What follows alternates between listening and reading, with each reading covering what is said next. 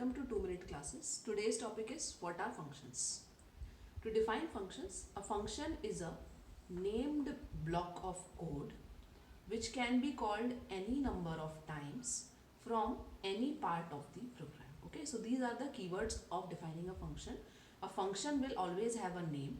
It is just a block of code, and this code could be called by this name any number of times from any part of your program. Okay, so we will take an example. Suppose I want to make tea. Okay, so making tea involves these steps. You have to boil water first, then add tea, then add sugar, and then finally you have to serve the tea. Okay, so every time, suppose your mother tells you to make tea.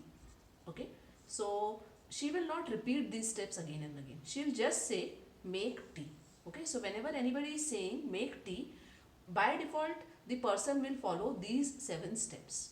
He will not, like, somebody will not tell you these steps again and again. Okay, suppose a guest comes to your house, so your mother is not going to tell you ki boil water, then add tea, then add sugar, then add milk, then boil, then strain, and then serve. She'll just say make tea. So in terms of function, make tea is the function name.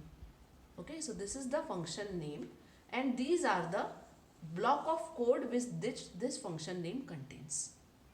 Okay, so syntax of function definition is you have to write def, then you have to give function name, then you have to give the list of parameters. Okay, it is not necessary to give the list of parameters, then there will be a column.